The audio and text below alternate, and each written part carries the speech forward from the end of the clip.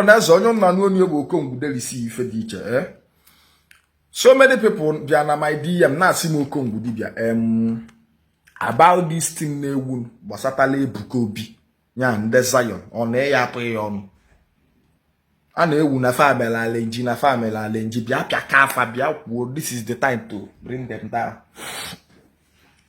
We see okay jenene the video send the alum the video nedebe the video nene si ya welu uchem examine wo ife me that place. Now this is my own opinion. Emana amaro mi ife me ayi bu ndi Igbo ji we mo onwe ayi ife ayi bu ndi Igbo nya ife ayi melo onwe ayi siri ike and aya aghọta ya now obolo kita ka ya understand ife ayi na-eme onwe ayi all later ka anya ya efe onye obuna. This woman bia na church nye testimony no goru no worth 500 million naira.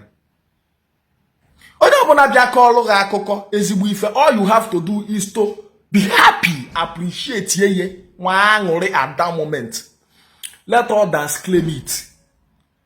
Are you getting me? So o mebe the thing messy apụzia we apụzia na okwu adagarigo na ife nwaanyị na-ekwu bụ asị. Onye obuna we bulu video and picture Ebuka Obi we na attack ya no bụ fraud, no bụ arrange, no bụ arrange, no bụ arrange. No, it's not done like that. Obulo ka esi eme. Everybody is not perfect. I'm so many people put na say no na claim no na afu zo no na afu nta na afi mo why no ofolo na that woman no na asiase. Gangwa pastor bụ na say gị no na afu ife niile and no na afu ofu mgbe ọbụla bụ ase ka na ase.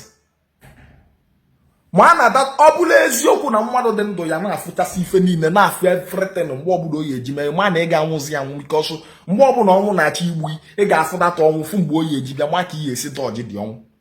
We all are all human beings, we are not God. Onwelo a pastor or a prophet or a spiritual man the 100% n'ife niile ọ na-eme. Onye ọbụla efu bụ a pastor or dibia e ka bụkwa mmadụ agbụkpọ mmadụ ka ibu ibụlọ chukwu. Ebuka Obi must not see everything. Ọ dịrọ possible. Ndị okwu dị elu bụ ndị na-eme ya interview. Una investigate kwa that interview before emebie the interview ka una anọkata ome interview unu buru mic chi ihe n'ọnụ ọkọsa everywhere. Because ọ nwere ndị ya bụ fan n'otu anya a na-ene anya afụ ka ndị ọzọ si enye interview ọ na-atọfu ụtọfa na-asị hey kemgbosi m na-eje mee interview nke m kemgbosi m na-eje mee interview nke m ikezu one day obuo ihe n'ahụ maybe ọlọ nlọ ebe ọlụlụ ụlọ lọba nlọ kunie ọ dapụta kwuo na ọlụlụ ụlọ 500 million ka onye ọbụla wee dị happy nwa aṅụrị ka nwekwa hope that in this life that one day na ihe emeke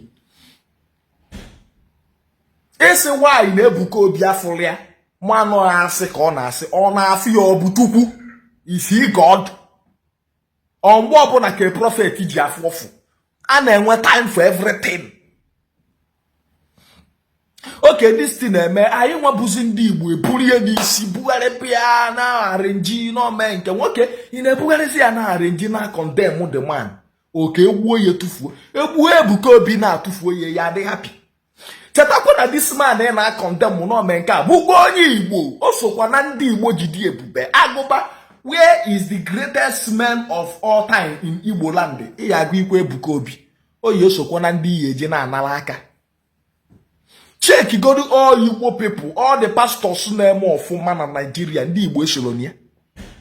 Why? Due to na afụ nwanne anyị ori n'itebe akwatuo ya just like the same thing to akwa ọkụkọ tiwara aka na ndị ọba so na ndị Igbo ji wee dị ebube na ndị Igbo ekwe ndị ahụ bụ ndị ekwesị ịdị na-protect ọ bụrụ ịdị na-egbufe egbu because gbuo dike na ọgụ ụlọ gbuo dike mgbọsị ọgụ ezi luo ya afụzikwa dike. Look at all our great men falling down one after the other. Onu na-efili ọ na-atọ n'ụtọ because you are not the one in that position. Or if you were iwe because ọ bụrụ na ịbụ the one in that position onye na-ewute. Ọ bụ na oge nwa bụ Ebuka Obi na-enjoy ife Ebuka Obi na-enjoy na Ebuka Obi wee mee ife a ọ n'iso na one of his team na-erite ife nrite n'aka ya you will not talk against him. Oh, maka na iso ga-erite na enweghị ife niile. Oh, maka na iso na-erite ife n'aka akwa ka iji asị gọọmenti si gbuo ihe si tụọ ya. Anụ m enene kọmentị ndị mmadụ na-afụ ebe a na-asị give him 20 years imprisonment, kill him, do this one. Mana edebe ihe emenwukwa ife ọ na-eme. Nwanne gị nwoke na-aga n'ire ya na sọpọtụ. Ndị Yoruba, the Yoruba people face otu a emebi nke fanwe. Ka iche na alụ adịghị be ndị Yoruba. Ndị Awụsa esi otu a emebi nke fanwe ka iche na alụ adịghị be ndị Awụsa. Oge elugo mgbe ya bụ nwanne anyị mee ife. Si na anya bife a George ya. Ebuka Obi na-egbu amụma niile ọ na-egbu. That woman abroad the only woman bịa na the church testify ife Chukwu merie. She's not the first one. Ife bịa na akaligo over 100. So why o jizi bụrụ ofu onye bịa testify ya daa aka ya eburie n'isi. Normal. Ke maka ndị ọzọ na-testify m. Fa na-testify na ọ na-abụkwa arrange. Why this one ji wee bụrụ arrange? Because all the testimony Ebuka Obi na-enye na Zion a na-etinye n'ihu akwụkwọ. Why o jizi bụrụ nka? Oga anyị ncha niile bụ mmadụ. Sometimes mistake occur. Same thing goes to ndị dibia. Maka onwere ndị na-akọta iche. Dibia nwere ike gwabala onye ọgwụ gwọsi ọgarịa. Agwa ọrụ gị nwe ya agara. It does not mean na dibia nwere agwa ọgwụ. Onwere onye bụ Chukwu. Anyị ncha niile bụ mmadụ. You do your best and God take care of the rest. That is life for you. So that's an animafia as a humiliation, envy, hate to Ebuka Obi, and I will not be part of it. Mad nata part of humiliate mmadụ. Na ma abụla amonsu. Abụla m amonsu. Abịa na another thing, Ebuka Obi, over to you. Nazie ebe isi wee daa aka gị. Ebe isi wee daa aka bụ planning of arresting that girl. Ihe bụ a testimony, bụrụ a good news. If you cannot make it, you dream otu ọpụta kwuo n'ọlụ n'enu. N'ọlụ n'enu worth 500 million. Ife ike ime bụ mgbe ndị mmadụ na blast na-eme nke ife ike ime bụ ịkpọ that woman. If you call the woman ekpere si ya ebe ọ bụ na ochegbuye na echiche lee ya na nlọ na ọ ga-abịa na mmezu. Okay, good man of God si ya ma ọ bụla esi ka i were police jekpụrụ ya. Ndị Christian hapụ kenanụ ịdị na-emekọ business. Kwụsị na oke business interaction with police people. Church bụ ebe a na-atọgatọ mkpụrụ obi, ọ bụla ebe a na-atụ mmadụ nga. That is the only place nwe problem ebe ụnụ nọ. Obere ife police, obere ife police, obere ife I will lock you up, obere ife I lock you or ife abịalụ. Ife kwesịrị ime bụ akpọta that woman. Nne ife adịrị izi ebe ọ bụ na ichegbu ụdị ife a wuo na ọ ga-eme all faith ka ọ bụ inwere okwukwe claim onye it will surely come to pass. Iwere ego nye the woman si ya ngwa gị ebido ezigbote business ekpere ekpere ka ife ọ na-eme gaa n'iru ọ bụrụ ịkpụrụ ya je kpochi. That is the only place mma atụ edebe ọnụ na ụnụ dara aka ụnụ. Ma ọ bụ na eziokwu na-eme that woman arrest.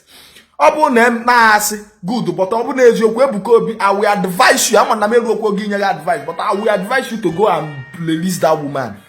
Kpere ya ekpere because ezigbo ife ka o kwuru. Esi ebe ọ bụ na ọche ya n'echiche na ọ ga-abịa ya na mmezu. Are you getting me? Because ọ Chukwu mee ya wee bụọ ya ike wee nwa dị ife na-ekwu bụ asị. Bekwadi ekpere ikpesari ekpere nye ego si ya go and do well. That in the next 1 year na ọ ga-alụ dị ino efu ọbịa na mmezu. People will love you the more. Ọ bụrụ ekporo okpochi. Thank you very much. Ekwukwa na my own opinion. Unu chọzi ya koghiri be nọ na comment section. Unu chọ unu akụghiri na but Okongwu ikwugo ikwugo m ya.